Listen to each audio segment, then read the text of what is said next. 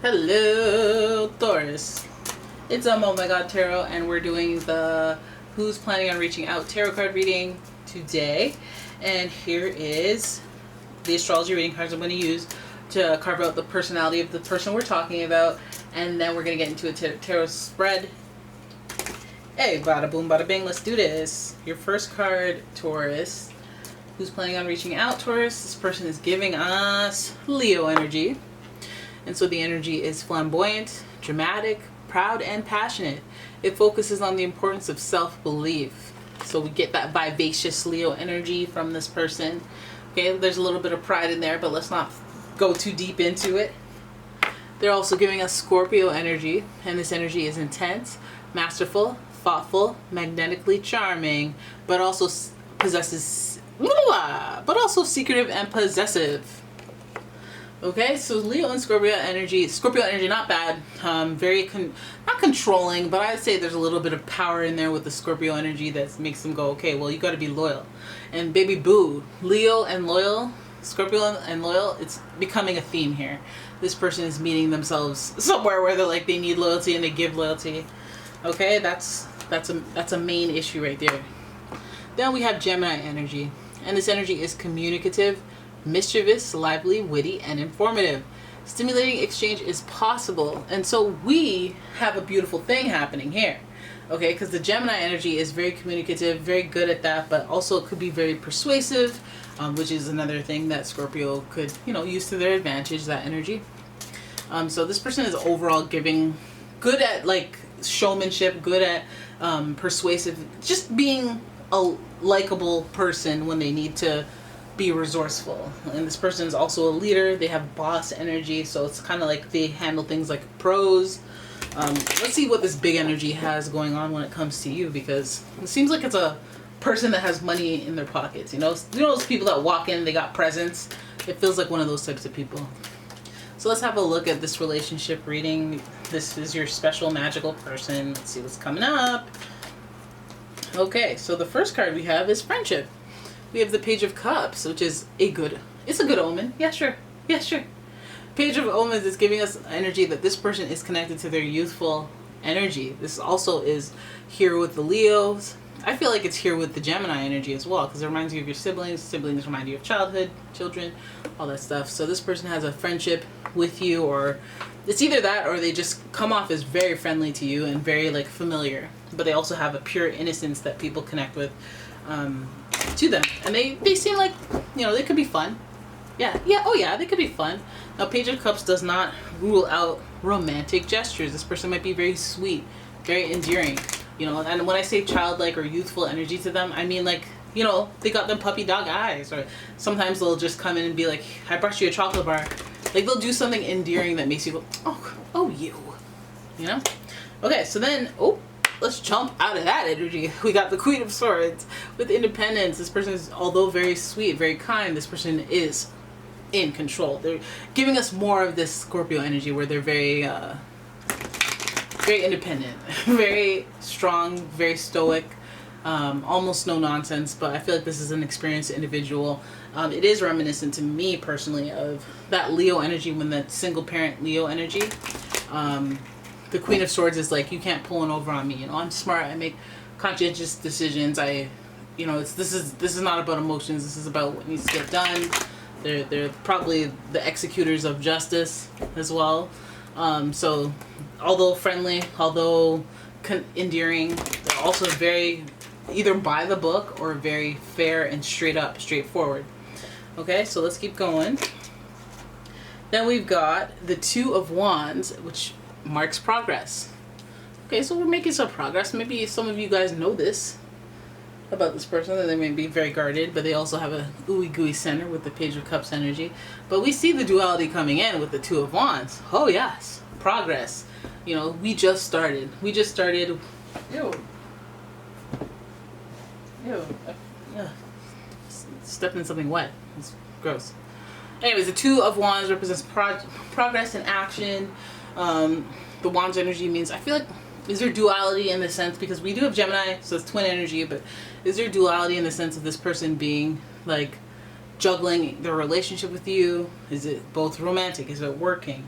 Is it friendship and romantic? I feel like this person really is serious about their independence, and that might be just kind of throwing you, because they do interact with you on a partnership level, or like they're trying to make progress with you within this dynamic of the two of you, but at the same time maintaining their independence is very important. Like they won't budge on stuff. So let's keep going, because there's still friendship energy here. Oh my goodness. Then we have the Death card. Look at that. Scorpio showing up in the tarot spread as well. Now the Death card is associated with the Angel of Transformation. It's associated with Scorpio, so we know that this is about a rebirth, and this is about karma. Let's keep going. Let's pull your last card and figure out what's going on. Karma for what we have? The Three of Swords. So a third party situation maybe. Okay. All right. I hate to do this. I would love for this, I hate to do this to y'all, but I'm gonna have to start throwing up some accusations, because we do have friendship. So maybe this is a historical moment from the past where you guys had dealt with things. But I feel like we start with friendship. So you guys may have started out as friends from childhood, from like I know you from you Tusi's little sister, okay? Like I don't know, like you guys had some humble beginnings here. And then we go to the independence and the strength of that independence, and that the sureness and the confidence that comes with this strength. And I feel like these two are faces. So you might even have been dealing with two people, somebody very young and somebody very not old but independent. Like they're sure, they're experienced. They're not independent and like young. They're experienced, so they know to be very sure of themselves and confident. So I feel like this is like almost a throw from one energy of the relationship to the next. Like maybe when you met that person, you were playing one type of games, and now that this person's older and more mature, showing the face of independence, and they're it's a different ballpark. It's a different Gemini verbal warfare type thing. You can't just talk them into anything. You can't just sweet talk anyone. But if you're gonna come, you gotta come correct when it comes to this person. So I feel like that may have been how things started out with this person. Cracking the code, softening, getting them to soften over time, proving your loyalty, proving your friendship, proving, even to a person that may have been rough around the edges, to a person that may have not been very receptive or reciprocal at the beginning. But I feel like you make progress. Two of Wands, based on all of your actions, they get to slowly unravel and, unpeel that onion and get some, not trust in there, but some seedlings of trust. This person maybe watching your actions and seeing how you bode in life, just to see if you're not worthy, but like, do I really want to let you in my energy? Do I really want to let you in my space type thing? Now, I think that the walls come down a little bit because of this Death energy, the Angel of Transformation. I feel like there's something in there, and I kind of want to pull some cards to clarify. There's something in there between the independence, the progress, and the Death card. So let me just pull some clarifiers. Emotional intelligence, learning how to talk to people. You don't talk to people properly, but now you're getting emotionally more intelligent. And then we have the Queen of Wands, which is, a little more emotion with the action behind it. Okay, so this person is giving us. Okay, so they're giving a reason for the madness, a reason for why they are kind of like rough and not easily talked into anything. So this person is very much. I don't know, are you some type of manipulator? Because this person is looking for loyalty. This person is looking for somebody that they can trust the words that are coming out of their mouth. This giving us like this front that is like, I'm not here for the foolishness. And I can tell, the King of Cups gives us the ability to have emotional intelligence and smell BS from a mile away. The Queen of Wands is giving us the action, let me entertain you for a second and still know that it's BS and then send you about your way. Your foolishness. But I feel like some of that is just coming to an end. Like, they're not playing games anymore. Like, before it might have been like a good will they, won't they with this person. But I feel like they've transformed and reached a point of not only seriousness, but like just, I'm ready to move on to the next chapter of my life and do something different. The type of dynamic that you had with this person before is different. Like, the person that if you haven't spoken to them in a while, or if you don't know where they're at right now, I feel like the person has changed. They've transformed. They've dealt with either death, or they've dealt with like a loyalty issue. They've dealt with friendships kind of going left or right. And I feel like this person has, made progress in the realms of like independence. They may be more independent, and that might be progress, but they might even be a little less offensively independent, softened a little bit through transformation, through healing, through experience. I think that this person has dealt with certain experiences around third-party situationships that has kind of grown them to be either jaded or a little harsh. Maybe they don't have as much trust. Maybe they value loyalty a lot more, especially because of these third-party situations. But I feel like this person has dealt with a lot of heartache, so it's changed how their energy is. So for some of you thinking that, I always liked that Monty, he was always really sweet. It's like, no, Monty's had his heart broken a few times. So that person, now he has like a scar across his face, and he wears an eye patch. And he's not sweet old Monty from 4th grade. He's just not. So you're not, no. Alright, so this person has changed, transformed a lot. I think they still have a good talking game, because we have all these swords here, and maybe they can talk to you over the phone and convince you otherwise. But I feel like this person has transformed. And I feel like, all they would be looking for right now, if any of you cares, like friendship. I feel like that's a jump off point for them, because they could always have more friends as that Leo energy stares me down. This independence here, it's like they want to do their own thing. They want to stick to that.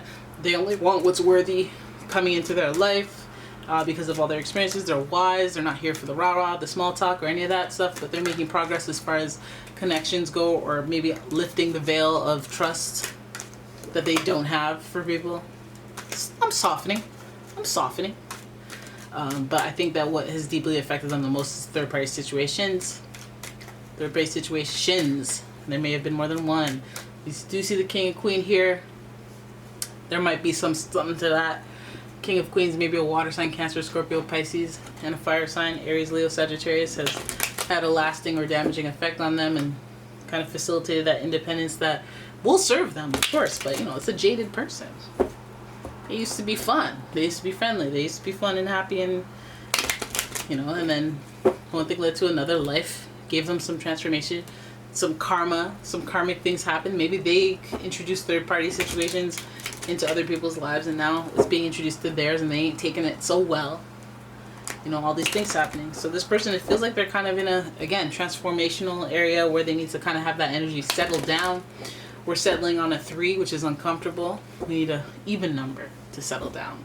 I think this person is just going through some situation where it could even mean that their home is transforming, their lifestyle is transforming as a result of a third-party situation in which they are probably lined up with their independence. If they're giving off that independent vibe and they're doing their own thing and they're uncompromising, even within a king and queen dynamic, that might spell for some third-party action and some transformation.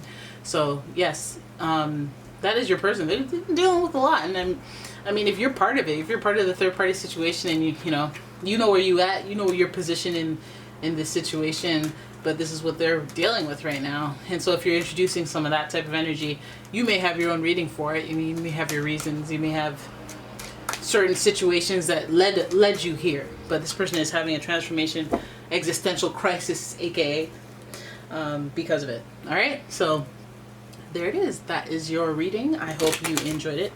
If you did, please give the video a thumbs up and subscribe to the channel, leave a comment, share the video, and if you'd like your own personal reading, please check out the description. There's a link to the website as well as a link to my Etsy shop. And yeah, thank you so much for watching. I will see you in the next one. Bye bye.